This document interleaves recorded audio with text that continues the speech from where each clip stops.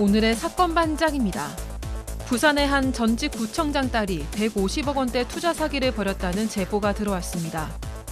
여성은 수천만 원짜리 명품 의류를 휘감고 다니는 등 호화 생활을 자랑했고 피해자들에겐 나처럼 부자가 될 수 있다라며 투자 유치를 이끌었습니다. 헬스장에서 개인 수업을 받던 여성 회원이 트레이너를 성추행 혐의로 고소했습니다. 경찰과 검찰은 고의성이 없었다며 무혐의 판단을 내렸는데 여성은 납득이 되지 않는다며 재수사를 요청했습니다. 가수 김재종 씨가 팬들을 태우고 연예인의 사생활을 쫓는 이른바 사생택시를 공개 저격하고 나섰습니다.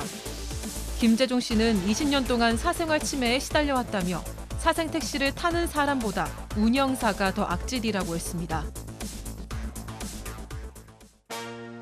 뾰로롱 안녕하십니까. 자, 박지훈 변호사님. 네. 어제 왜 출연 안 하셨어요? 어제 출연 안 했습니다. 예, 왜냐면 말이죠. 박지훈 변호사님 어제 생일이었습니다. 맞습니다. 제 생일이었습니다. 예. 자, 하나, 둘, 셋, 넷. 생일 축하합니다. 감사합니다. 감사합니다. 예. 아유, 올해 몇 살? 49살. 예, 좋습니다. 예, 이제 내년이면 쉰이네요. 좋습니다. 자, 진실 추적자 사건 반장 시작합니다. 약물에 취해서 차를 몰다 20대 여성을 치어 숨지게 한 압구정 롤스로이스 사건 가해자 신우준 징역 20년 선고됐습니다. 검찰 구형 그대로 인정이 된 거죠. 힘들게 알바를 하면서 가족에겐 항상 밝았던 27살의 여성 피해자는 뇌사 판정 후 지난 11월 세상을 떠났습니다. 고작 20년형으로 유족의 아픔을 얼마나 달랠까마는 지난 월요일 방송했던 여자친구에게 190차례 흉기를 휘둘러 살해한 이 류모 17년형 받았습니다. 고인의 어머니는 아마 오늘 이 선고 소식을 듣고도 또 울고 계실 겁니다. 자, 오늘 출연자 소개해 올리죠. 예, 자, 이자연 기자, 박지훈 변호사, 박상희 한국열린사이버대 교수 양지열 변호사, 그리고 박준혜 수어 선생님 나오셨습니다. 안녕하세요. 안녕하세요. 예, 뉴욕 교민입니다. 얼마 전 우연히 사반 접하고서 요즘은 완전 푹 빠져 살아야 하신 최윤영님. 해병대 1284기 소속 우리 아들 병장 박한결 오늘 전역합니다. 앞으로 꽃길만 걸으라고 응원해주세요 하신 박수환, 유혜영 부부님 축하드리고요. 전국의 라이더분들 절대 다치면 안 됩니다 하신 정병호님, 혈액암 재발로 항암 치료 중인 우리 경미 언니 꼭 이겨내자 하신 이미숙님, 얼마 전 직장 동료들이랑 대만 여행 갔다가 소매치기 당해서 탈탈 털렸어요. 대만에 소매치기가 정말 많네요 하신 이은주님, 성동구청 앞에 이마트 카트가 덩그러니 있어요. 자기 편하자고 세상에 이걸 여기까지 끌고 온 사람들이 있어 정말 하신 이경숙님, 천안의 홍지혜님, 김장민님, 장소라님 모두 사랑합니다. 자, 재미는 물론 의리로 함께하는 아세사바 뉴스 6반. 대한민국과 전 세계 동포 가족 여러분의 시선을 모아서 출발합니다.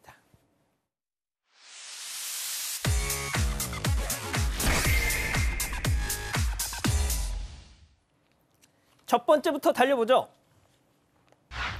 자, 한밤중 우르르 쾅쾅입니다. 사방가족께서 제보해 주신 사건 시작합니다. 영상 만나보시죠. 캄캄한 밤 어디선가 차량 경적이 빵빵 소리가 점점 커지더니 갑자기 쾅 하고 또 건물도 쾅 박았습니다. 자, 그런데요, 그 상태로 또 주행하려 하는 건지 웅웅 헛돌면서 하얀 연기가 모락모락 납니다. 아니, 갑자기 저 차가 어디서 튀어나온 거죠? 골목에 사람이 있었으면 어쩔 뻔했어요. 네, 저게 지난 21일 밤 11시입니다. 서울 강동구의 천호동인데요. 이 제보자가 주차해놓은 차량에 충돌 피해를 입었던 겁니다. 저 차량이 좁은 골목길을 아주 빠르게 달려오더니 제보자의 차량을 1차로 쳤고요. 이어서 앞 건물 또 대문까지 치고는 전봇대까지 쓰러뜨렸습니다. 그 차 예상 수리 금액이 2,300만 원이 나왔습니다. 그런데 가보니까 부품이 거의 다 파손이 됐다. 또 수리를 하더라도 완전히 새 것처럼 되돌리긴 어렵다. 이런 소견이 나왔다고 합니다. 이 당시 가해 차량에는 남성 1명, 여성 1명이 타고 있었는데 차만 두고요, 옆 빌라 담을 넘어서 도주했다고 합니다. 이 제보자는 이거 음주운전이었던 거 아니겠냐 하고 의심하고 있는 상황입니다. 아니, 도망갔어요, 저 와중에? 네, 그렇습니다. 근데 빌라 담을 넘었다는 게 이상하지 않습니까? 네. 바로 이 운전의 주인공은 옆 빌라에 사는 주민이었다라고 합니다. 그런데 이 제보자분이 이 얘기를 경찰에서 들은 게 아니라 경찰로부터 못 듣고 다른 사람으로부터 듣고 경찰에게 연락을 해서 비로소 그 얘기를 들었다라는 거예요. 지금 가뜩이나 차가 너무 많이 파손돼서 좀 뭔가 좀 힘든 상황인데 경찰에서 혹시 수사를 소홀히 한 건 아닌지 좀 의아해하고 있는 그런 상황이거든요. 수사가 제대로 이루어져서 합당한 처벌을 받기를 바라고 계십니다. 그렇군요. 알겠습니다. 자, 다음 또 이어가죠. 양손에 흉기를 하나씩입니다. 자, 지구대에서 벌어진 아찔한 상황 만나보시죠. 자, 한 남성 일단 지구대로 지금 들어갑니다. 양손엔 각종 연장이 야, 박지훈 어딨어? 하면서 경찰들을 위협하죠. 자, 이때 한 경찰이 말이죠. 상황을 잘 자, 방검 장갑을 낍니다. 그러고는 조용히 살며시 옆으로 저렇게 삥 돌아가는데 박지훈 나오라고 할 때 뒤에서 확 차압을 하면서 잡았다 요놈입니다. 아유, 위험하다니까요. 방검 장갑이 방패입니까? 테이저건 쏴야 됩니다. 상당히 위험한 상황이긴 한데 어쨌든 잘 제압을 했습니다. 자, 이 사건 지난해 12월 28일 새벽에 대전 서구에서 50대 남성이 양손에 흉기를 들고 일한 상황입니다. 왜 왔는가 하면 전날에 술에 취해서 택시 기사하고 말다툼을 벌이다가 말리던 승객을 때렸던 것 같아요. 그것 때문에 조사를 받고 귀가했는데 조사에 대해서 불만을 갖고 다음 날 찾아와가지고 피해자 불러라고 나 가만 안 놔두겠다라고 흉기 들고 행패를 부렸던 겁니다. 저렇게 제압했던 경찰관 이게 놀라울 겁니다. 뭐요? 합기도 하고 격투기, 복싱 합쳐서 도합 14단을 보유하고 유단자입니다. 그러니까 제압이 가능했을 것 같아요. 그래서 뒤로 가서 이 제압을 했고요. 검거 과정에서 다행스럽게 지금 장갑 끼고 계신 장갑 분. 끼고 아이고 웃으면서 갔을 것 같아요. 뒤로 돌아가서 아유, 요것 봐라 뭐 이러면서. 제압을 하는 과정에서 아무도 다치거나 뭐 문제가 없었고요. 이 남성 폭행죄하고 특수공무집행 방해 혐의로 검찰에 송치되었다고 합니다. 아무리 유단자셔도 위험해. 자, 다음 이어가죠. 40년 정성을 싹둑입니다. 사방 가족께서 제보해 주셨는데요. 소중히 키워왔던 내 아이를 누가 훔쳐갔다는 겁니다. 만나보시죠. 자, 저 트럭 도랑에 빠진 건지 멈춰 서 있는데요.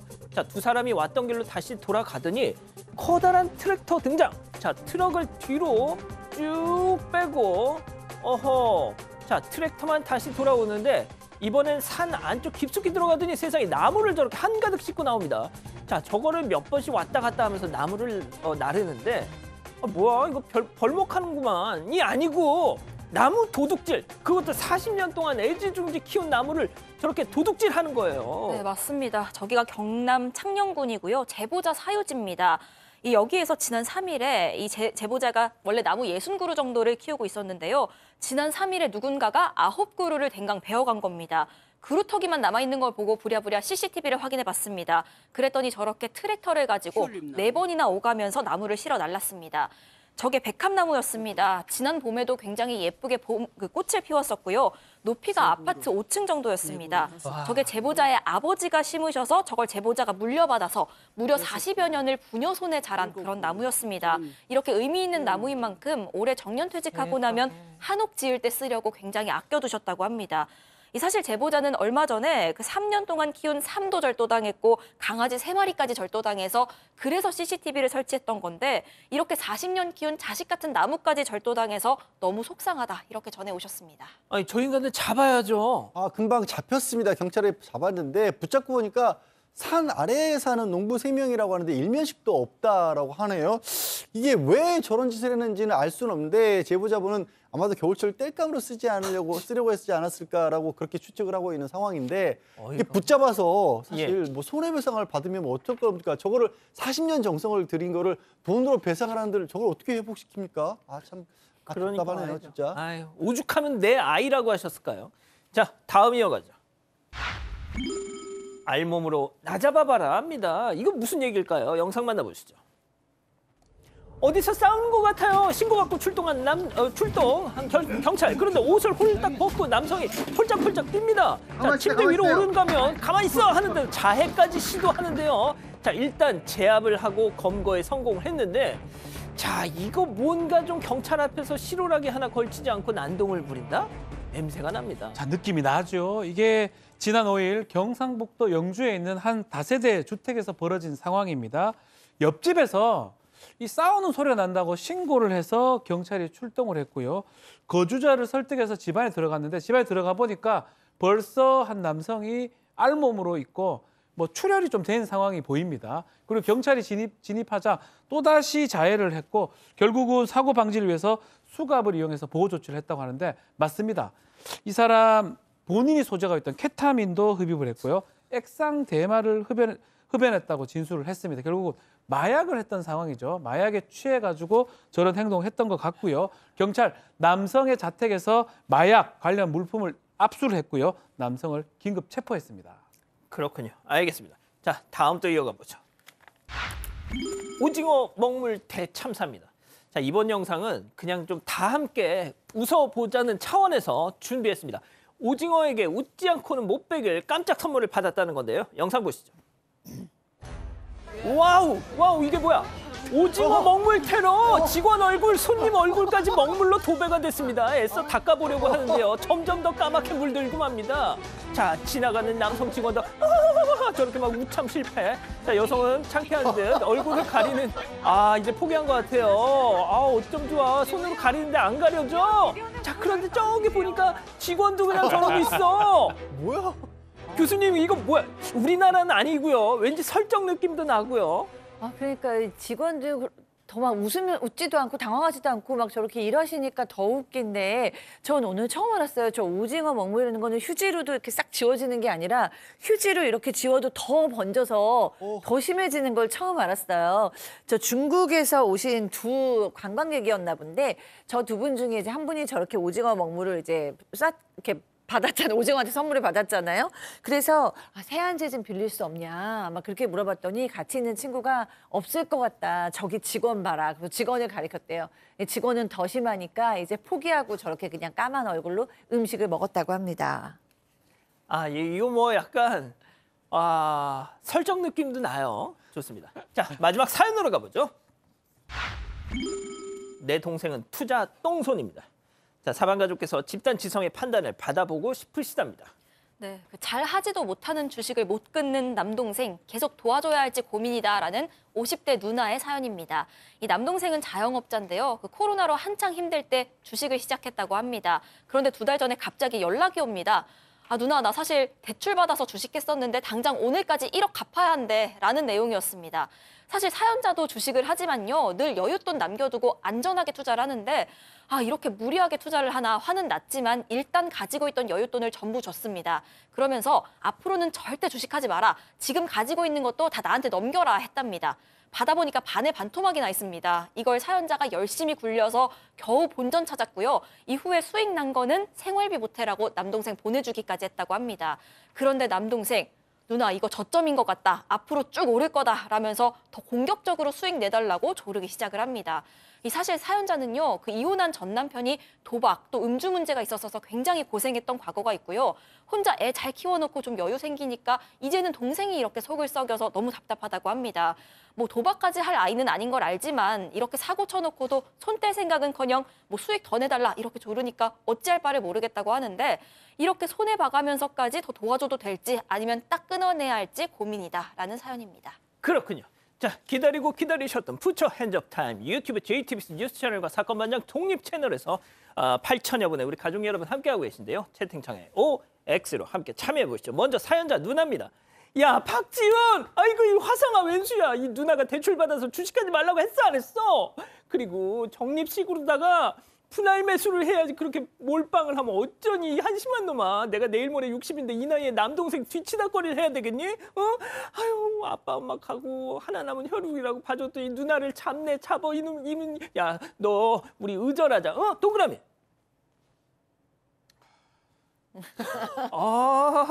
좋습니다. 다음은 남동생이에요.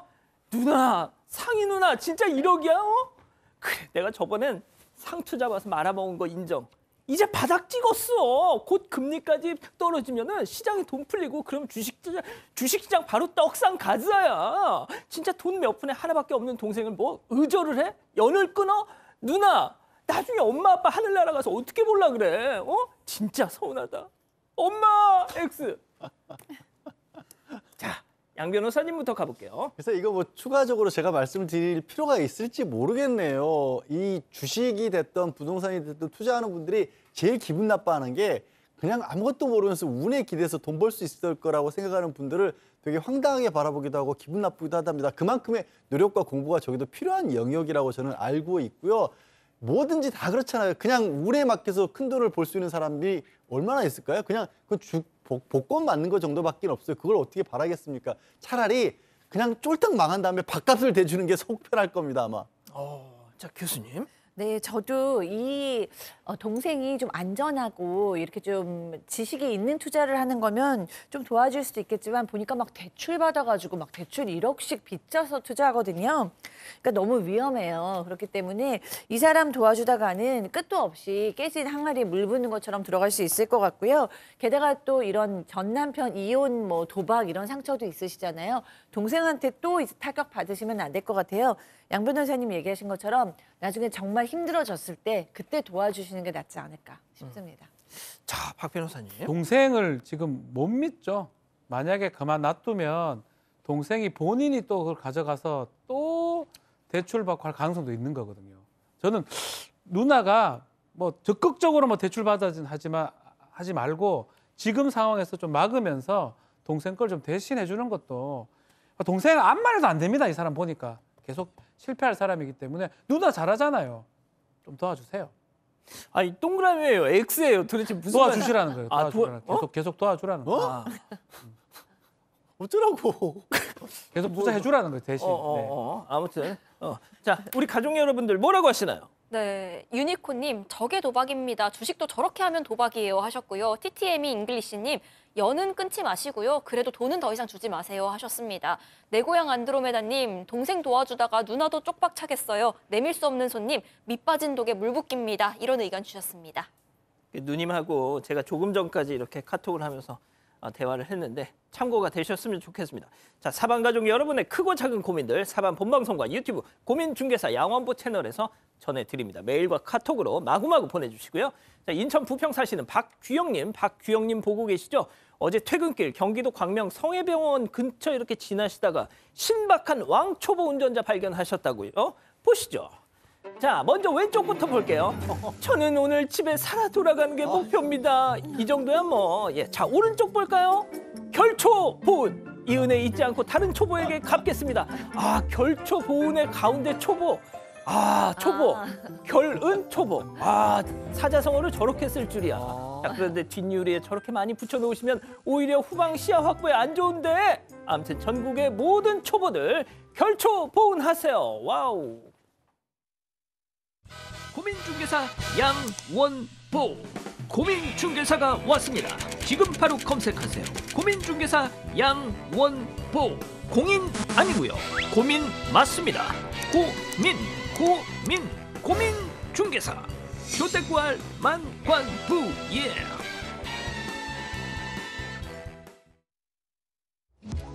다 쓰기도 전에 다시 산 아이크림은 유세린이 처음이었어요. 한 통을 비우기 전에 주름의 효과가 느껴지니까. 사조 안에 나타나는 효과. 바르자마자 느껴지는 1위의 차이를 경험하세요. 유세린. 엔모션하다. 척추를 지그재그로 부드럽게 틀어주고 섬세하게 밀어주니까 척추엔 엔모션. 누가 베스트.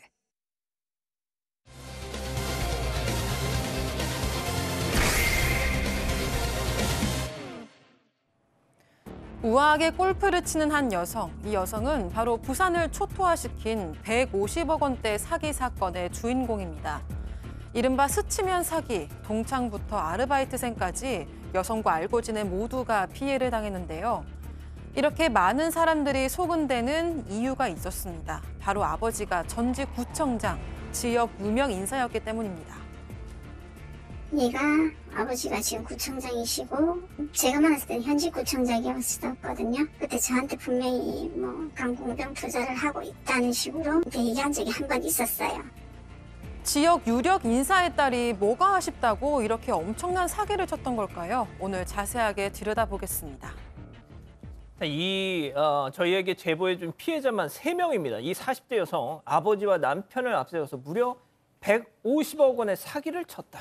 네, 지난 16일에 이 40대 여성이 150억 원대 이 투자 사기 벌인 혐의로 구속이 됐습니다. 그런데 이 여성의 아버지가 부산의 한 전직 구청장입니다. 게다가 시의원을 지내기도 했습니다. 여성은 이 아버지를 내세웠기 때문에 피해자들이 믿을 수밖에 없었고요. 또 은근슬쩍 자신의 남편이 국립대 교수로 일하고 있다. 이런 얘기까지도 털어놓습니다. 그렇다 보니까 이 피해자들이 이 여성을 완전히 믿을 수밖에 없었던 겁니다. 이 여성이 내세운 사업은 이랬습니다. 쓰고 난 술병 같은 걸 세척을 해서 다시 납품하는 사업이 있다. 여기에 투자를 하면 일정 비율 수익금을 주겠다라는 내용이었습니다. 그리고 실제로요 몇 차례 수익금을 넣어주기도 했습니다. 하지만 이후에는 잠적했고요. 현재까지 경찰에 신고한 피해자만 20명까지 늘어난 상태입니다. 전 부산 남구청장을 지냈다. 뭐 이렇게 피해자들이 증언을 하고 있더라고요. 자, 여성과 스치기만 해도 사기를 당했다는 겁니다, 지금. 자, 피해자가 매우 다양합니다. 만나는 모든 사람, 스치기만 해도 모든 사람을 사기의 대상으로 삼았던 것 같은데요. 이 투자하면 고수익을 보장해주겠다라고 얘기하면서 가사 도움이 됐었어요. 10년 이상 고용했던 가사 도움이 수천만 원 투자금을 건넸다 하고요. 고교 동창, 예전에 직원도 있고요. 또래 학부모도 있는데 SNS 친구한테도 얘기 걸어가지고 이 사기를 쳤다고 하는데 피해 규모가 지금까지 한 150억 정도가 됩니다. 불과 어제도 추가 피해자가 경찰에 신고를 했다고 하고요. 아, 어제도요? 예, 그런 상황이기 때문에 지금 단계는 20명에 150억 정도지만 더 될 가능성도 배제할 수 없는 상황입니다. 자, 전직 구청장 출신 아버지 말고 또 이 여성을 믿을 수밖에 없었던 또 다른 이유가 있었습니다. 체크포인트 짚어보죠. 어떤 특정한 브랜드 이름을 그렇게 공개하지 않으려고 저렇게 하다 보니까 그런데 샤넬 그냥 얘기하겠습니다. 자, 이른바 부산의 큰 손으로 불렸던 40대 여성 수천만 원에 달하는 명품을 온몸에 휘감고 정말 저도 진짜 이 사진을 다 봤는데 와 정말 이런 사람이 있더라고요. 자, 제보자분의 얘기 직접 들어보시죠. 자기가 부산에서 사업체를 운영하는 아주 갑부인 척하면서 모든 명품을 다 휘두르고 가서 서울에 있는 사람들을 만나고 그 사람들 역시 공명사업에 끌어들였더라고요. 머리끝에서 발끝까지 명품을 휘감고 갔어요. 정말 상상할 수 없는 명품들을. 너무 대단해서 저희는 지금 혀를 내두를 지경이거든요. 저도 진짜 혀를 내둘렀습니다. 그 사진들을 보면서. 그러니까요. 네, 뭐 샤넬 자켓도 입고 있는 것 같고, 네 명품이 뭐 끝도 없이 많았다고 합니다. 뭐 옷방을 열어보니까 뭐 모피 코트가 쫙 걸려 있는데 뭐 한 벌당 3천만 원이 넘는 것들이고요. 저도 지금 시계 저 메이커는 뭔지 모르겠는데 아까 보니까 네. 까르띠에인 것 같은데요. 까르띠에, 에르메스, 죄송합니다. 뭐 이런 것들이 있는 것 같아요. 네, 근데 뭐 에르메스 가방 뭐 1,000만 원 이상, 2,000만 원 이상이라고 막 알려져 있잖아요. 이런 가방들이 그냥 집에서 뒹굴뒹굴 굴르고 있었다고 하고요. 신발장 열어보면 신발장에도 막 명품 신발들이 꽉꽉 차 있었다고 하고요. 저 밍크 그리고 코트가 3천만 원짜리잖아요. 네, 그것도 한두 개가 아니네요. 지금 보니까 막 여러 개가 있잖아요. 네, 그리고 이제 뭐 아까 우리 본 그 시계는 1억이 넘는 다이아가 박혀 있는 1억이 그 시계였고 사람들한테도 나 시계 또 살 거야 뭐 이런 식으로 뭐 얘기를 했다고 해요. 그러니까 완전 머리끝부터 발끝까지 다 명품으로 휘 감았네요. 지금 저 시계가 아마 쇼파드? 나 요즘 얘한테 꽂혔어 뭐 이렇게 써놨더라고요. 자, 양 변호사님. 아까 잠깐 그 영상도 나갔는데 뭐 요트 타고 뭐 골프 치고 그러게요. 이 SNS에 매번 저렇게 골프를 치고 나서 그 영상을 올렸다라고 하는데 사실 골프가 그 자체도 뭐 어느 정도 비용이 들기도 하지만 평일 낮에 시간이 굉장히 많지 않으면 그래 돈도 많아야 되지만 여유도 많아야지 할 수 있는 스포츠잖아요. 그걸 매번 올렸고요. 그리고 아까 영상 나갈 때 조금 눈여겨보신 분들 옷이랑 시계란데 신발이 다 달라요. 그러니까 골프 치러 나갈 때마다 필드 나갈 때마다 매번 다른 옷과 신발을 신고 나서 그 영상을 또 SNS에 올리고 그리고 저렇게 치고 나서 딱 날씨 더 좋은 날은 이 요트 타는 모습까지 올리니까 이거 보시는 분들은 보는 사람은 뭐 그냥 와 진짜 여유롭고 돈 많고 할 일도 없고 뭐 이런 모양이다라고 생각할 수밖에 없죠. 이거 짝퉁 아니야 그러는데 다 진품입니다 이거. 예. 자, 이 40대 여성 아들 사랑도 끔찍했대요. 아들이 방학이 될 때마다 수천만 원 들여서 하와이로 어학연수를 보냈다고 하는데 자, 제보자 얘기 이어서 들어보시죠. 애 방학 때마다 해외 캠프, 미국 캠프를 다녀왔는데 거기를 갔다 오고 나면 이제 그 부자들을 만나겠죠. 그리고 나서는 간이 더 커져요. 왜 그 사람들처럼 살기 위해서인지 아니면 그 사람들한테 더 자기가 너희를 못지 않다는 걸 과시하기 위해서인지 그게 더 커지더라고요. 그러니까 플리증후군처럼 자기가 만들어놓은 세계가 진짜인 거라고 착각을 하면서 살기 시작하는 것 같더라고요. 정말 초 하이 클래스를 만나고 어울리다 보니까 나도 쟤네들처럼 살아야지. 네. 아, 그러니까 상당히 좀 허영이 많고 뭐 이런 사람인 것 같은데 지금 뭐 누구한테 보낸 메시지를 보면 뭐 숙박비, 뭐 체류비, 비행기 표까지 한 달에 4천만 원은 든 것 같다라고 얘기를 했다라는 거예요. 지금 1년에 사교육에 4천만 원을 써도 돈을 너무 많이 쓰는 건데 한 달에 4천만 원 깨진 것 같다라고 얘기를 했다라고 하고 근데 또 이 돈을 이 여성이 벌 일은 없잖아요. 벌 수 있는 능력이 없잖아요. 그러니까 피해자들의 돈으로 이렇게 쓴 것 같다라고 얘기를 하고요. 근데 또 이 여성 거기서 만나는 진짜 부유한 학부모들이나 캠프 관계자들을 상대로 또 사기를 치려고 그렇게 시도를 했다고 합니다. 자, 이 사치의 규모가 정말 점점 커졌고 피해자들의 돈을 돌려막다가 결국 벼랑 끝에 다다랐는데 어떡하겠습니까? 아까 지금까지 보여드린 저 명품 다 팔아야죠. 네, 맞습니다. 그래서 결국 그 중고거래 플랫폼이죠. 당근에 저걸 팔기 시작을 합니다. 실제로 이 여성이 그 명품 팔려고 올린 글인데 네, 저게 다이아몬드 들어간 명품 시계입니다. 저게 매장가가 2,340만 원짜리인데요. 보시다시피 1,890만 원에 팔고 있습니다. 이 급한 마음에 명품들을 싼 값에 막 팔아넘기기 시작을 한 겁니다. 그러다 보니까 웃지 못할 현상도 벌어졌습니다. 저 플랫폼이 저렇게 매너 온도라고 해서 그 판매자의 어떤 이 신뢰도를 평가하는 시스템이 있는데 거래자들이 좋은 평가를 주다 보니까 저 매너 온도가 급격히 치솟는 뭐 그런 현상도 이 비싼 걸 이렇게 저렴하게. 맞습니다. 그런 현상이 일어난 겁니다. 이 40대 여성은 수천만 원짜리 시계는 물론이고요. 뭐 에르메스, 디올, 샤넬 온갖 명품들을 사실상 거저내놨고요. 대부분이 보시다시피 거래 완료된 상태입니다. 자, 잠적했습니다. 근데 잠적했어요. 탕진을 하고. 자, 결국 잡혔죠. 지난 16일에 구속이 됐다는데. 와, 양 변호사님 이거 어떡합니까 이거? 게다가 피해자들이요. 굉장히 오랜 기간 동안에 이렇게 친분을 쌓아가면서 가까웠던 사람들에게 대부분 뭐 같이 식사도 하고 뭐 여행도 다니고 이런 사람들이고요. 진짜 무서웠던 게 오래 친분 관계가 있은 오래 알고 지낸 사람에게는 더 큰 돈으로 규모로 사기를 쳤다라는 겁니다. 그래서 뭐 한 10년 지기 이런 분 같은 경우는 가정이 파탄 날 정도로 이 여성에게 돈을 뜯긴 나머지 게다가 약간 피해자들도 그러니까 뭔가 지금 집단 최면처럼 정상적인 어떤 심리 상태가 아니었던 것 같아요. 나중에는 이게 투자를 해서 이 여성으로부터 돈을 벌려는 게 아니라 나도 내가 왜 돈을 가져다 줬는지 모르겠다라는 증언들을 하고 있거든요. 실제로 약간 그런 경우들이 있습니다. 본인들도 이해가 안 간다고 하시고 다 주변에서 저렇게 돈을 몰아주니까 그런 일이 벌어졌던 건데 정말 황당한 건 집에서 가사도우미로 일했던 80대 여성에게까지 사기를 쳐서 그분은 지금 몸져 누워있대요. 충격으로. 지난 10여 년간에 걸쳐서 150억 원대 사기를 친 거예요. 이 피해자들은 여성의 부친, 전직 구청장, 남편, 교수. 이 후광 효과를 보고 저렇게 한 걸 텐데 이 사람들이 친정아버지 그리고 남편이 몰랐을 것이냐 이걸 과연. 자, 그래서 아버지죠. 전직 구청장한테 연락하니까 연락을 하겠다라고 하고 일방적으로 통화를 끊어버리고 연락을 하지 않는 그런 상황이고요. 저희 제작진이 원래 연락을 했습니다.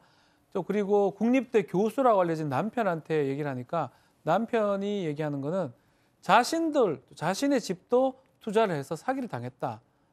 본가도. 그래, 자기도 피해를 봤다. 그러니까 시가죠. 예. 이 사람 입장에서는 시가까지 저렇게 털어먹었다. 네. 그래서 이혼 소송 진행 중이라고 얘기를 하고 있고요. 다만 피해자들은 그렇게 많은 돈을 썼을 리가 없다라고 하면서 뭔가 공범이거나 뭔가 명의를 돌려놨을 것이다 얘기를 하고 있는데 자, 근데 이런 경우는 사실은 폰지식이거든요.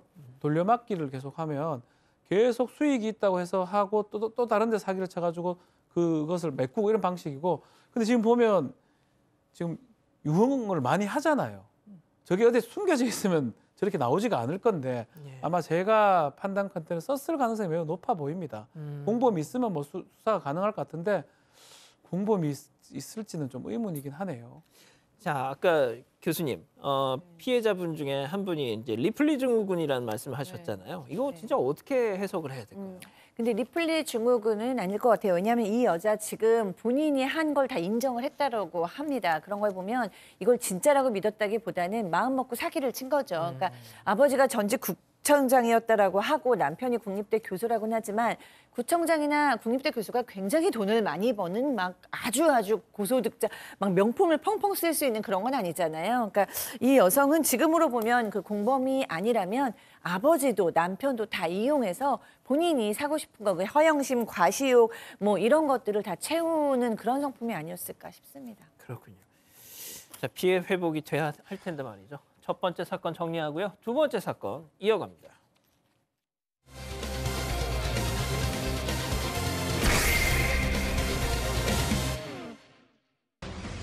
헬스장에서 개인 수업을 받던 여성 회원이 트레이너를 성추행 혐의로 고소했습니다. 경찰과 검찰은 고의성이 없었다며 무혐의 판단을 내렸는데 여성은 납득이 되지 않는다며 재수사를 요청했습니다. 어떻게 된 일인지 알아봅니다. 한 여성 회원이 헬스장에서 PT를 등록한 후에 남자 트레이너한테 첫 수업을 받았습니다. 그런데 이 첫 수업이 마지막 수업이 됐습니다. 네, 잠시만요. 체크포인트 짚어보죠. 엉덩이를 움켜 쥐었답니다. 이게 무슨 얘기인지 일단 이 여성 회원 피해자분의 얘기 직접 들어보시죠. 체형평가라는 걸 하게 됐던 거고요. 그 과정에서 몸을 거침없이 만지더라고요. 엉덩이를 잡고 두 차례 주무른 거죠. 손바닥 살짝 터치를 한 게 아니라 아예 손바닥 전체를 다 대고 잡고서 주무른 거죠. 너무 놀래가지고 원래 이렇게 만져요? 라고 바로 이제 얘기를 했죠. 도저히 그 상태에서 운동을 더 진행을 할 수는 없을 것 같아가지고 너무 창피하더라고요. 너무 수치심이 많이 올라와가지고. 자, 뭐 신체 접촉이 불가피한 경우가 있죠. 그런데 이 여성 회원 피해자는 이건 좀 아닌 것 같다라는 생각이 들 만큼 지나쳤다. 네, 맞습니다. 일단 30대 여성 회원이고요. 지난해 3월에 그 경기도에 있는 헬스장에서 관장이었던 트레이너에게 개인 수업 PT를 받게 됩니다. 이 당시 첫 수업이었는데 이 트레이너가 체형 평가를 해야 한다라고 얘기를 했습니다. 그래서 안내에 따라서 거울 앞에서 운동기구를 들고요. 한 발로 균형을 잡았습니다. 그랬더니 트레이너가 손으로 이 여성의 허리와 골반을 잡았는데 그러면서 반대편으로 다가가서 엉덩이까지 만졌다는 겁니다. 그런데 이게 가볍게 터치한 게 아니라 손바닥 전체로 움켜잡는 정도였다. 이게 두 차례 정도 이어졌고 성추행이다라는 게 여성 회원 측 주장입니다. 자, 여성 회원은 아니, 원래 이러는 거예요? 이렇게 만지는 거예요? 항의를 했고 곧바로 중단이 됐습니다. 자, 이 트레이너는 이 여성 회원의 주장에 대해서 말도 안 됩니다 라면서 억울함을 호소하고 있다는데 이번에는 트레이너의 얘기 직접 들어보시죠. 거기 주변에 사람도 되게 많이 있으셨고 그리고 그 바로 평가를 하는 그 뒤에도 바로 저희 와이프가 서 있었단 말이에요. 운동하고 있었어요. 그런 상황에서 뭐 강제추행이나 이런 성추행을 한다라는 거는 정신 이상자가 아닌 이상은 말이 안 된다라고 이렇게 제가 엉덩이를 주무르려고 했다라고 하면 손가락 두 개를 활용해가지고 거의 주먹진 상태에서 손가락 전체를 움직여서 이렇게 누르려고 하지 찐인의 5손가락은 가만히 있는 상태에서 제가 2손가락만 갖고 하진 않아요. 자, 양 변호사님. 뭐 완전히 이렇게 서로 상반되는데 손가락, 엄지, 검지, 손가락 두 개를 가지고 움켜잡을 수가 있겠느냐. 그 양쪽에 두 사람 말이 전혀 달라요. 지금 들으신 것처럼 이 트레이너의 얘기는 일반적으로 다른 회원들에 대해서도 평가를 할 때 그렇게 한다는 거고요. 손가락 두 개만 가지고 이 근육에 힘이 들어가는지를 봤다라는 겁니다. 그리고 저 지금 상황이 오전 11시였는데 많은 회원들이 주변에서 운동을 하고 있었고 트레이너는 본인의 아내가 또 그 뒤에 있었다라는 거예요. 게다가 저 지금 피해를 입었다고 주장하는 분의 남편분도 저쪽 헬스클럽의 회원이고 가족끼리도 아는 사이라는 거예요. 저 트레이너의 자녀들하고 저 여성분의 자녀들도 같은 학교에 다닌다는 거여서 이런 상황에서 어떻게 성추행을 하겠느냐라고 또 트레이너는 굉장히 억울함을 호소하고 있는 상황입니다. 자, 이렇게 주장이 엇갈리고 있는데요. 이 트레이너 측 그리고 여성 회원 측 이 상황에 대해서 정확한 판단을 받아보고 싶어 하십니다. 그래서 그 영상에 대해서 제발 블러 처리를 하지 말고 원본 그대로 좀 온전하게 보여달라고 저희한테 양쪽에서 다 공히 부탁을 하셨어요. 자, 영상 나가기 전에요. 잠시만요. 저희가 방송 심의 규정이 허락하는 선에서 저희가 양측에 요청이 있었기 때문에 최소화하면서 전해드리겠습니다. 자, 일단 보여주시죠. 지금 네 저렇게 예. 자, 일단 저렇게 됐습니다. 네. 자, 박 변호사님. 자, 조사진이 이제 저 영상인데요. 지금 보면 어떻게 얘기를 하냐면 엉덩이를 손바닥 전체로 이렇게 짚어준다라고 얘기를 하면서 저게 지금 문제가 됐다라고 하면서 또 하나의 증거를 제시를 했어요. 그 증거는 뭐냐 하면 이 교육용 교재, 피해 여성에 따르면 교육용 어떤 영상을 보면 저런 뭐 할 때는 지금 옆에 있는 겁니다. 손가락 2개, 엄지, 검지 그 정도입니다. 저거를 이용해 가지고 끝만 사용해서 하는데 자신한테는 좀 과하게 접촉을 했던 것이 보인다. 저 교육용에서는 전혀 접촉하는 모습이 안 보이는데 나한테는 손바닥하고 이런 것들을 통해서 했다는 거기 때문에 교육용 홍보용하고 자신한테 한 것은 완전 차이가 났다고 주장을 하고 있습니다. 자, 지금 뭐 채팅창에서도 우리 가족 여러분들 잠깐 나갔던 그 원본 영상을 보시고 뭐 각자의 이렇게 판단을 말씀 주고 계시는데 지금부터는 뭐 원래대로 그 영상을 좀 편집해서 사진으로만 보여드릴게요. 자, 박 교수님. 네. 근데 이제 중요한 건 그런 것 같아요. 저 회원님 조금 제가 자세 교정을 해드리면서 약간의 신체 접촉은 있을 테니 네. 너무 놀라지 마십시오. 뭐 이런 네. 식의 좀 사전 고지를 하지 않을까요?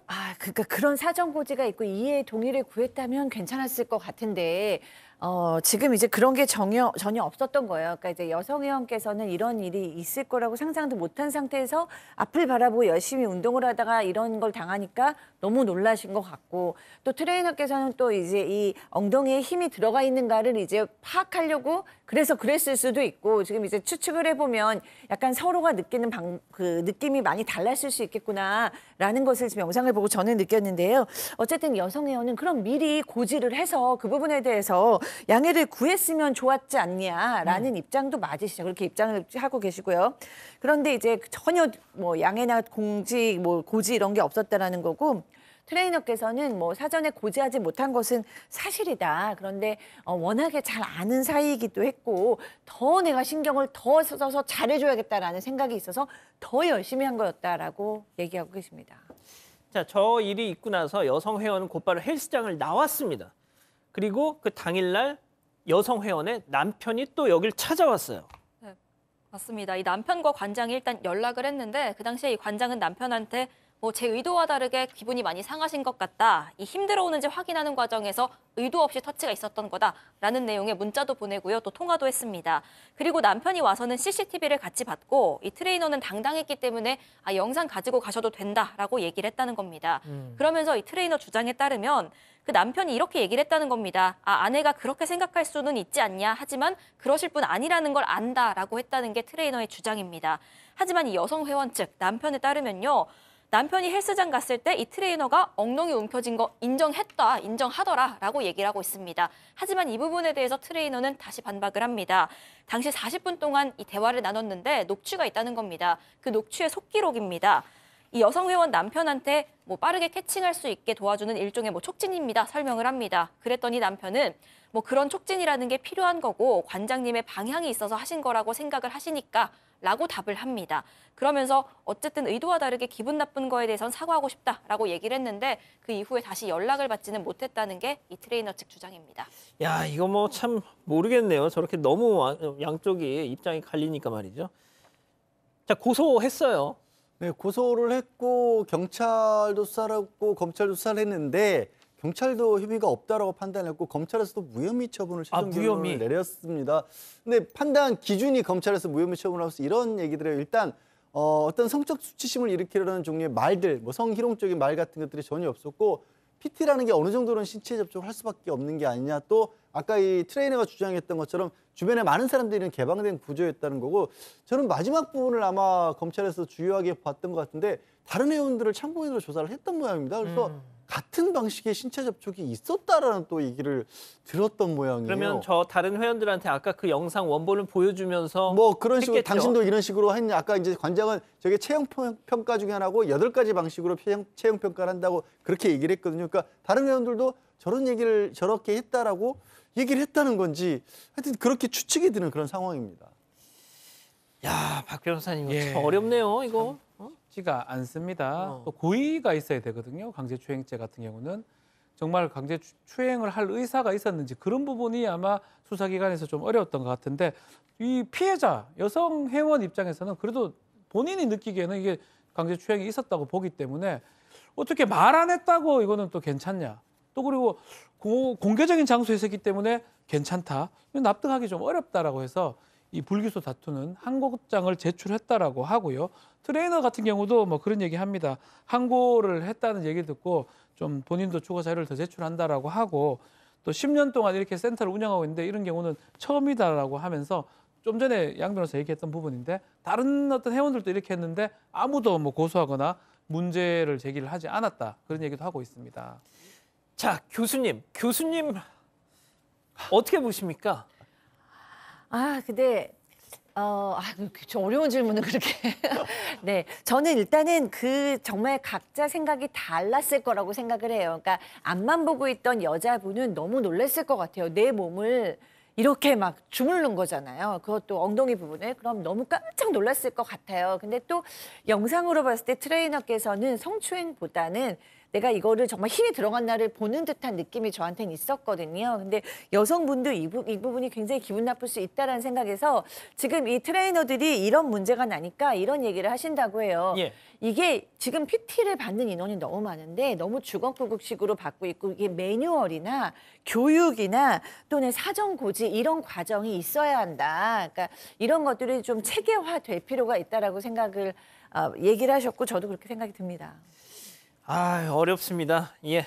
자, 두 번째 사건 일단 이렇게 정리하고요. 세 번째 사건 이어갑니다.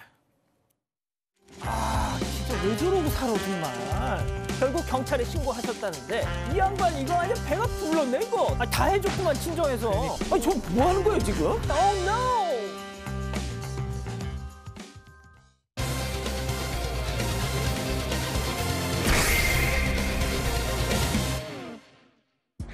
가수 김재종 씨가 팬들을 태우고 연예인의 사생활을 쫓는 이른바 사생택시를 공개 저격하고 나섰습니다. 김재종 씨는 20년 동안 사생활 침해에 시달려왔다며 사생택시를 타는 사람보다 운영사가 더 악질이라고 했습니다. 무슨 일이 있었던 건지 짚어봅니다. 자, 그룹 동방신기 JYJ로 활동했던 유명 가수죠. 김재종 씨 SNS 글이 지금 화제 논란이 되고 있습니다. 네, 지난 22일 밤에 올렸는데 여기에 이 영상을 함께 올렸습니다. 그 공연장 바깥 길가에 세워진 승합차들을 쭉 찍은 영상이었고요. 그러면서 거기다 이렇게 적었습니다. 구간마다 기다리고 있는 사생택시들, 손님이 쫓아가 달래서 가야 한다는 드라이버들, 정말 이런 프로세스는 여전하더라 라면서요. 시대가 바뀌었다. 어제 차량 6대 전부 촬영했고 앞으로도 더 수집할 거다. 사생활과 인간의 고통을 수집하는 당신들 큰 처벌을 받길 원한다. 일종의 법적 조치를 예고했습니다. 자, 사생택시라는 표현이 생경하실 수도 있잖아요. 네, 그렇습니다. 사생팬이라는 말은 많이 들어보셨을 것 같아요. 연예인들 개인 그 사생활까지 침범을 하는 거죠. 그러니까 막 집에 아니면 사무실에 비밀번호 알아내가지고 들어가서 기다리고 있기도 하고 이게 가는 곳마다 따라다니고 심지어 뭐 항공권 그 탑승자 번호 알아내가지고 비행기 탔더니 옆자리에 앉아있고 이런 경우들 많이 들어봤지 않습니까? 그런데 그걸 도와주는 택시들이 있는 겁니다. 그러니까 이 연예인들이 어디서 어떻게 갑니다. 시간 알려주고 이동 경로 알려주기도 하고요. 가장 또 문제가 되는 게 지금 김재종 씨도 이 부분을 좀 크게 지적을 한 것 같아요. 방송국 연예인 숙소 앞에 이런 데 가 있다가 연예인들이 출발을 하고 차량으로 이동을 하잖아요. 그럼 뒤쫓아 주는 거예요. 그거를. 제가 제 되게 친한 친구가 동방신기 갓 데뷔했을 때 매니저를 했거든요. 그래서 그 멤버들에 대한 어떤 이런 막 평가 같은 걸 제가 친구를 통해서 전해드린 기억이 있는데 뭐 다 괜찮지만 그 중에서도 제일 인성이 바른 친구가 바로 재중이다 뭐 이런 얘기를 했었어요. 자, 그런 분이 저렇게 막 SNS에 니들 정말 이딴 식으로 할 거야 뭐 이렇게 화가 났을 정도면 이게 오죽했을까. 그러니까요. 김재중 씨는 이 사생팬에 대한 고통에 대해서 아주 여러 번 얘기를 했어요. 사실 동방신기 어마어마한 인기를 구가했는데 20년 동안 이런 사생팬들에게 시달림을 받았는데 이 내용이 들어보면은 정말 너무 심해요. 그러니까 휴대전화로 사진이 딱 왔는데 보면 본인의 집 거실에서 사진을 찍은 게 막 오는 거예요. 그리고 테라스가 딸린 집을 샀는데 어느 날 테라스에 나가서 딱 보니까 건너편 집에 사생팬들이 아파트로 이사 와서 테라스를 보고 있던 거예요. 그 테라스를 한 이사를 번도 와요? 그러니까요. 돈도 많은가 봐요.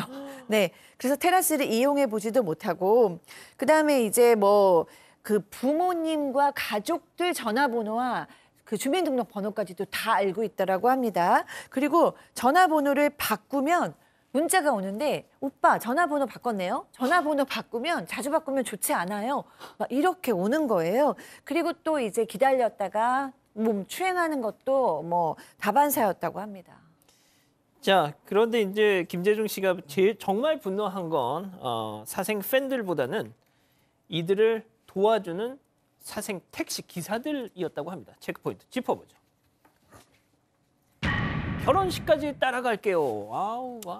자, 이게 SNS에 올렸던 내기이긴 한데요. 결혼식을 올리면 재중 씨 결혼식까지 따라가겠다라고 이 무서운 한마디가 아직까지 기억이 난다라고 합니다. 특히 이제 이게 명함이나 이런 것들을 뭐 일본어나 중국어도 기재를 하기도 하고요. 그것을 해가지고 사람들한테 보내줍니다. 그 내용들이 저런 겁니다. 아직도 좋아하는 스타들 TV로만 보고 있습니까? 직접 만나보세요. 투어 가능합니다. 라고 이렇게 하는 거예요. 아, 저게 택시 기사들. 이게 기사들이요. 이제 이게 문제인 거죠. 그래서 직접 만나보라고 이 전문 업체가 사생 택시 투어를 광고하면서 이 돈을 벌고 있고 결국은 법 앞에서 고객들한테 책임을 이제 전가시키고 끝나겠다라고 이 김재중 씨가 밝히고 있는 상황이고 장근석 씨 같은 경우도 그런 얘기를 합니다. 일본에서 자신을 운전해주는 기사가 사생팬한테 내가 어디 있는지 알려줘서 이 배신감을 느꼈던 적이 있다. 실시간으로 올 때마다 막 팬들이 있으니까 배신감 느껴진 적 있다라고 얘기를 하고 있습니다. 자, 김재중 씨가 이 사생 택시 기사로 추정되는 어떤 사람과 대화를 나눈 이 짤막 영상을 올렸는데요. 잠깐 보고 가시죠. 바뀌어서 어쩔 수가 없어요. 집 앞은 오시지 마시고요. 그러니까 뒤풀이 장소는 괜찮아요. 저희도 팬분들이 오신다면 저희도 괜찮은데 집은 오지 마세요. 오늘 뒤풀이가 없어요. 저희 아까 매니저한테는 그렇게 말씀하셨잖아요. 집까지는 간다고. 오시면 안 돼요. 네.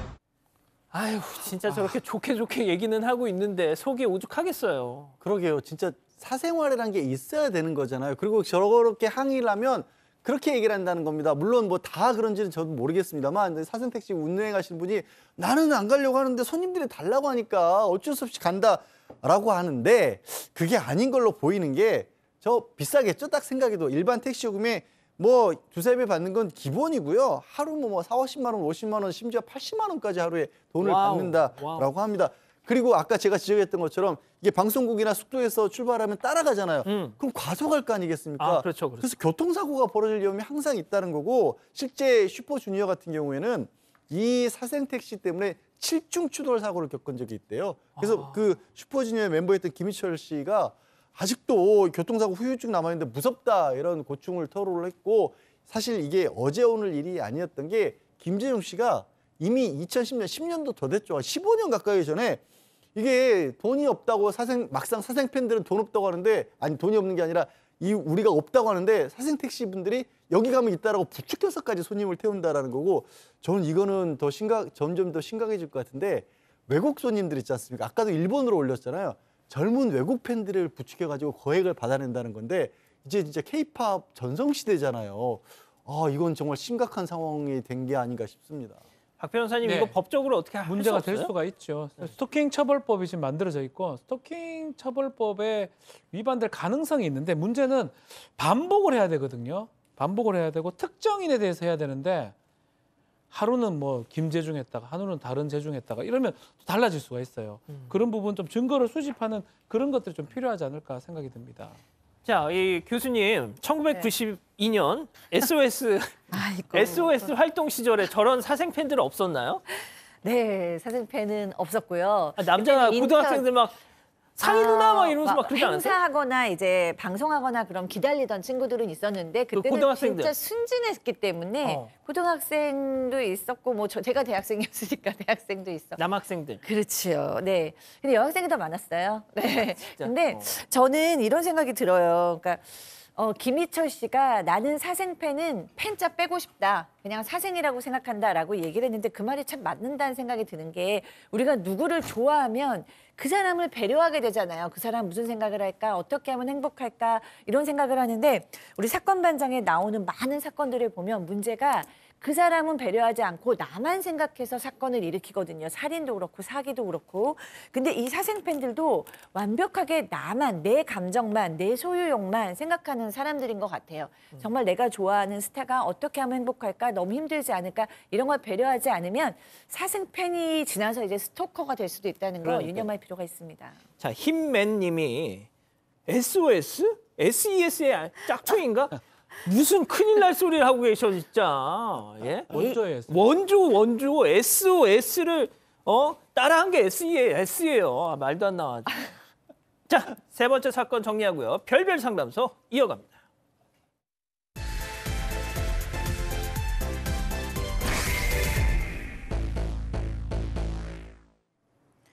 이혼 후 어린 아들이 장성할 때까지 홀로 키우며 살아온 50대 여성 임 씨. 일하며 알게 된 남성과 살림을 합친 지도 벌써 10년이 넘었다고 합니다.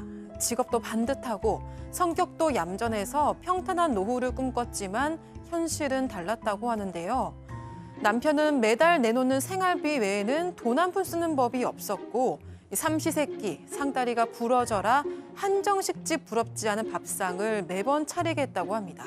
하도 지쳐서 이제 아침밥 정도는 혼자 차려 먹으라고 했더니 이제 못 살겠다며 갑자기 집을 나가버렸다고 하는데요.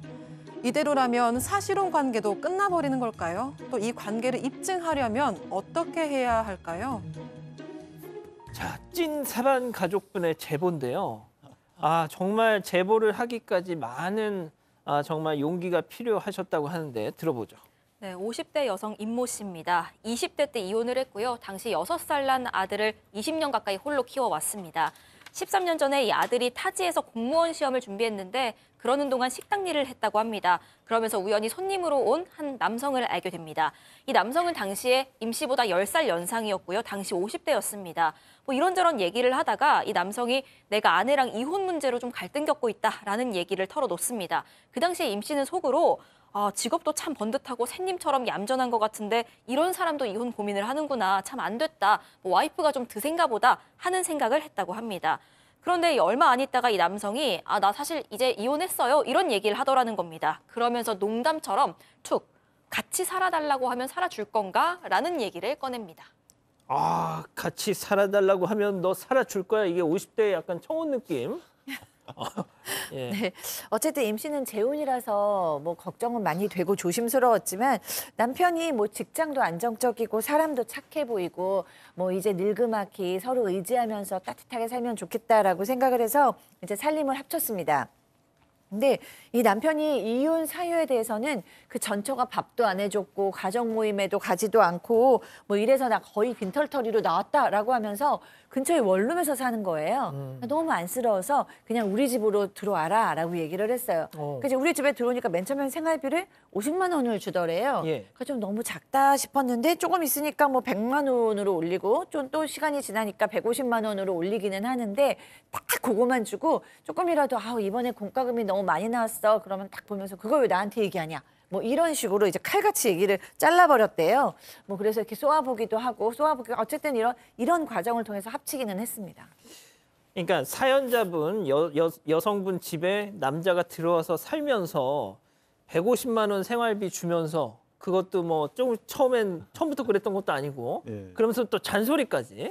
그러니까 게다가 거기서 그치질 않고요. 이 남편분이 생활비 그거를 줬다라는 이유로 집안일은 전혀 손을 대지 않았다라는 거예요. 근데 거기서 그치지 않고 놀라운 일은 지금부터입니다. 아까 전처가 밥을 잘 안 해줬다고 했잖아요. 글쎄 저는 이거 약간 의심스러운 게 이 남편분이 그야말로 새끼 밥을 모두 집에서 드셔야 되는 요즘 그런 말 있죠. 오래됐죠. 삼식이라는 표현도 감히 그런 분이 아직도 계신가? 심지어 직장에 다닐 때는 도시락까지 싸와서 다녔다라는 거고요. 여기서 끝이 아니에요. 저기 왜 저렇게 화면에 음식 사진이 많이 나오냐면 몇 끼니 드실 때마다 반찬이 10가지가 넘어야 된다라고 하네요. 좀 경악을 금치 못할 정도 수준인데 이게 요즘 얘기인가요?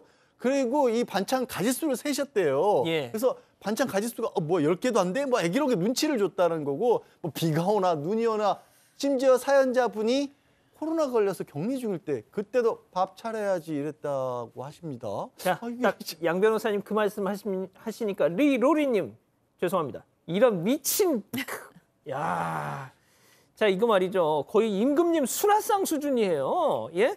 자 제보자의 목소리 직접 들어보시죠. 아예 집안에는 아무것도 손 안 대고 이 생활비 줬으니까 나는 받아 먹을 권리 있다 하고 거의 누워 있다고 보면 되고 밥이고 뭐고 반찬도 진짜 한 14~15가지씩 해서 바쳤고 바깥에 바람 쐬러도 같이 가고 어디 여행 한번 가본 적도 없고 이거 밥솥 뚜껑도 열어본 적이 없어요. 단 한 번도. 냉장고 문 한 번 열어본 적 없고 남들은 무슨 한정식 집이냐?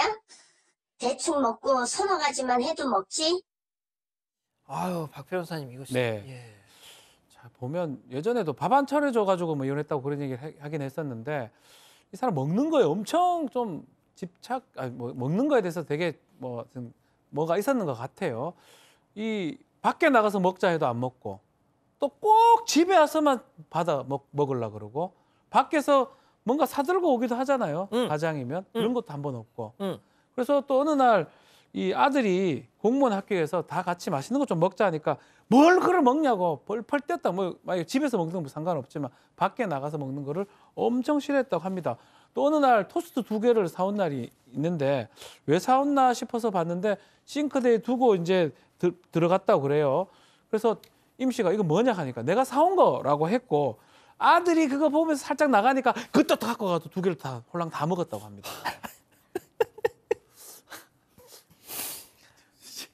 아니 근데 아까 그랬잖아요. 이혼했다고 하면서 같이 살아달라고 하면 같이 살아줄 건가 이러면서 청혼을 했다는데 그런 소리 뭐 하려고 하셨어 이럴 거면. 네, 그런데 이런 일 겪고도 어쨌든 제보자로서도 한 번의 이혼 경험이 있고 또 어렵게 결심해서 재혼한 만큼 이 10살 많은 남편이지만 좀 달래보자. 내가 잘못이 없더라도 흠을 좀 덮어가며 살아보자 하는 마음이 크셨다고 합니다. 그래서 이 10살 많은 남편을 거의 무슨 어린애 달래듯이요. 어른이 그러면 안 된다. 먹는 걸로 그렇게 니 거 내 거 하면 못 쓴다. 이렇게 타일러도 보고 또 소리도 쳐봤습니다. 그럴 때마다 이 남편은 어쩌라고, 그럼 어떻게 살라는 거냐 하면서 화를 내서요. 이 대화라는 게 전혀 안 됐다고 합니다. 이 평상시에 남편은 그러면서도 말이 없어도 너무 없습니다. 이게 상상 초월이라고 하는데 뭐 처음에는 소심하고 좀 무뚝뚝한가 보다 하긴 했는데 이 말을 안 걸면 정말 한마디도 안 한다는 겁니다. 그 심지어 그 임 씨 아들이랑도 어쨌든 같이 산 세월이 벌써 12년인데 그 12년 동안 임 씨 아들이랑 대화한 시간을 다 합쳐봐야 1, 2분 남짓일 거다라고까지 얘기할 정도였습니다. 그러니까 이럴 때는 그냥 그 반찬이나 이런 거 국이나 이런 데다 그냥 소금을 팍팍 쳐가지고 자 교수님. 근데 이제 이 정도 되면 여성 입장에서는 내가 무슨 식모인가? 그렇죠. 이런 생각 할 수밖에 없잖아요. 그렇죠. 그래서 이렇게 생각하신 거예요. 아니 내가 정말 밥 해주려고 이 남자랑 합쳤나 이런 생각이 들었어요. 그런데다가 지금 이제 이렇게만이 아니라 더 자존심 상하는 문제가 있었는데 그 가족이 근처에 살면 뭐 명절이나 경조사 때는 만나게 되잖아요. 그런데 한 번을 그 가족들한테 소개를 시켜주거나 같이 만나자는 얘기를 안 하는 거예요. 그리고 이제 뭐 아이 그런데 좀 같이 가야지 그럼 무시하고 혼자 가서 밥을 먹고 온대요. 심지어 본인 환갑 때도 같이 간 게 아니라 친구들하고 그 가족만 불러서 따로 밥을 먹고 왔대요. 또 이 임 씨의 형부가 돌아가셨을 때도 마치 남이 그냥 뭐 사고 난 것처럼 그렇게 왜 그런 얘기를 나한테 하냐 뭐 이런 식으로 대꾸를 했고요. 정말 나이 들어서 서로 의지하고 기댈 수 있어서 정말 그런 상대가 돼줄 수 있을 것 같았는데 그게 아니라 난 정말 밥만 하러 왔구나 이런 생각이 드신다고 합니다. 자, 그러면 지금부터 말이죠. 어떻게 12년을 참고 사셨나 싶을 정도의 지금 상황들이 지금 쭉 들으셨는데 이렇게 말도 없고 어쩌다 입을 열면 어쩌라고 하는 이 남편. 자, 별별 극장에서 만나면 어땠을까 싶어서 저희가 또 오늘도 준비해봤습니다. 지긋지긋한 이 삼식이 남편의 박지훈 변호사. 한정식집 뺨치게 그냥 상을 내오는 이 아내 역할에 사연자 역할에 박상희 교수. 레디 액션! 여보, 우리 늙음하게 이렇게 같이 살기로 한 거 좀 오손도손 재밌게 외식도 하고 여행도 하고 그렇게 살면 안 돼? 에헤이, 돈을 좀 더 달라는 기가? 아이, 이 나이에 퇴직할 때까지 돈 벌어다가 생활비 갖다 주는 사람 어디 있다고 이렇게 해달라는 게 맞노? 말이 많다. 아니, 그럼 난 한 게 없다는 거야? 매일매일 삼시세끼 된장국, 미역국, 소고기국 때때마다 국 끓였지. 시금치, 콩나물, 도라지, 갖은 나물에 게다가 매실, 깻잎, 마늘장아찌까지 이게 보통 일인 줄 알아?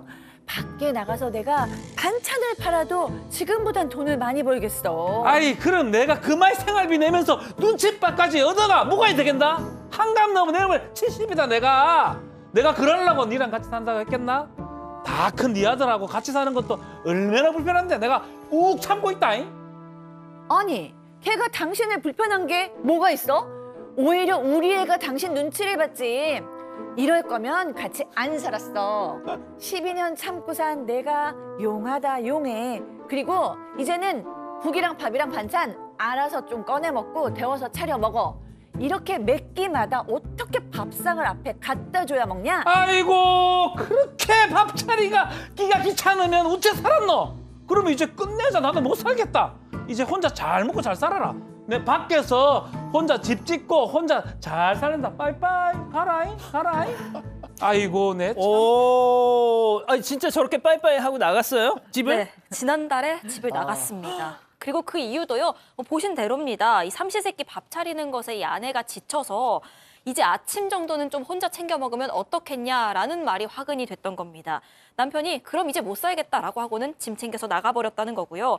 사실 아내는 좀 비정기적으로 하고 있는 일이 있습니다. 그래서 가끔씩 일정 있으면 아침밥을 못 차려주는 상황도 생기는데 이것도 이해를 전혀 못한다고 하고요. 그리고 그 밥 챙겨 먹으라는 것도 무슨 대단한 요리를 하라는 것도 아닙니다. 그 밥솥에 밥 있으니까 그거 푸고 또 냄비에 국 있으니까 데우고 냉장고에 반찬 있으니까 꺼내 먹어라 이 정도인데 그조차도 하기 싫다는 거였습니다. 이렇게 집 나간 지 지금 한 달이 넘은 상황이고요. 들어올 생각 전혀 없어 보인다고 합니다. 야, 호강 날라리가 나셨어요, 진짜. 자, 그럼 여기서 별별 상담소 오늘의 궁금증 짚어보죠. 12척 반상 12년 동안 차렸는데 사실혼 입증을 어떡하냐 하셨습니다. 자, 이거는 이혼 전문 변호사 우리 양재열 변호사님께 여쭙게요. 이미 이혼은 결심하신 것 같아요. 이혼 자, 결심 하셨죠. 예, 하셨어요. 그런데 이거를 입증해서 이제 12년 동안에 이거를 내가 좀 받아내고 싶다 이러신 것 같아요. 사연을 들으면서 좀 걱정되는 부분이 있긴 합니다. 왜냐하면 지금 이 남편 쪽 가족들을 거의 만나본 적이 없다라고 얘기를 하셨거든요. 사실혼이라고 하는 건 뭐 많이들 이제 아시겠지만 그냥 같이 사는 건 아니고요. 누가 바깥에서 보더라도 부부라고 인정할 만한 정도의 관계를 가지고 있으셨어야 되고요. 그냥 가장 흔히 많은 거는 결혼식을 했느냐 아니면 이렇게 자녀가 어릴 경우에는 뭐 학교에 보호자로서 같이 다니기도 하거나 병원에 같이 다니기도 하냐. 이 경우에는 그럴 정도의 연배들은 아니잖아요. 그럼 혹시 이제 남편분이 만약에 여러 가지 이제 사회생활하면서 자기 서류 같은 거 아니면 회사에 다녔으면 우리 집이다라고 이렇게 공식적으로 기재해놓은 문서 같은 것들이 있을 수 있지 않습니까?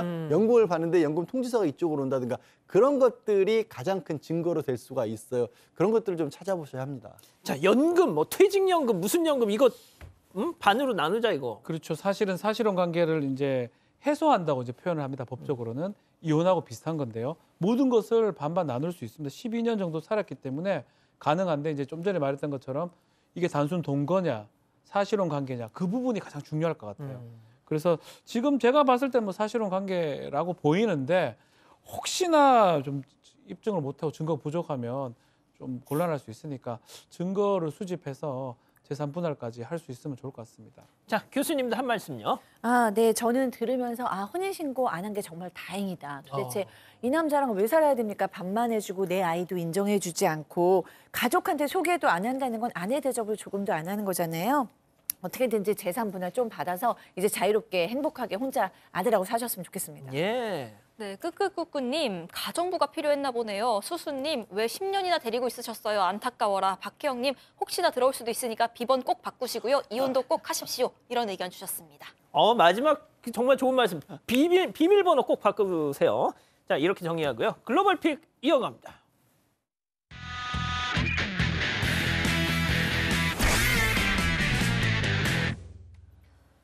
한국으로 가보시죠.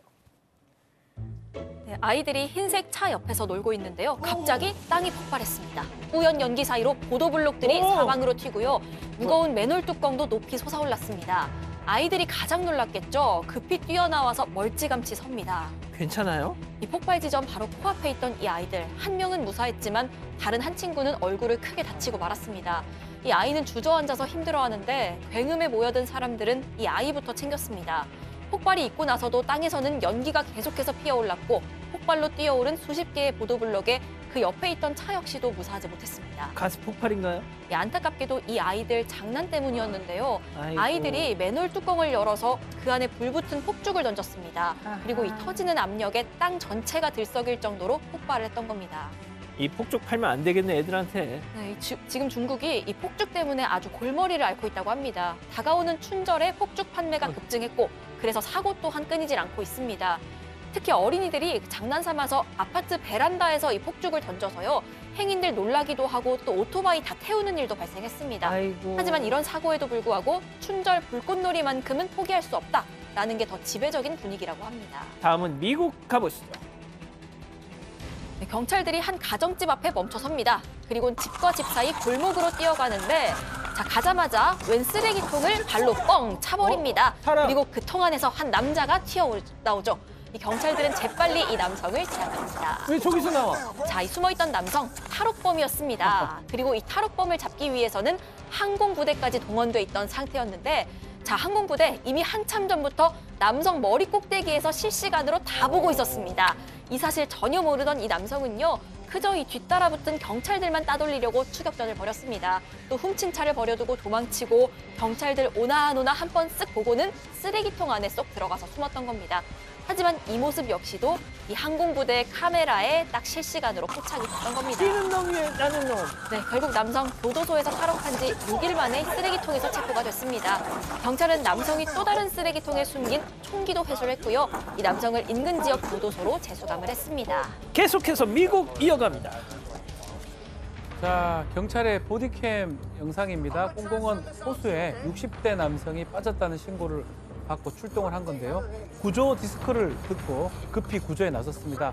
하지만 또 언제 깨질지 모르는 호수바닥에 경찰들도 쉽게 발을 내딛지 못했습니다. 자, 이때 경찰의 눈에 물에 빠진 남성 곁에 있던 반려견이 보였어요. 그리고 이 강아지의 도움을 받기로 하는데요. 당시 영상 한번 보시겠습니다.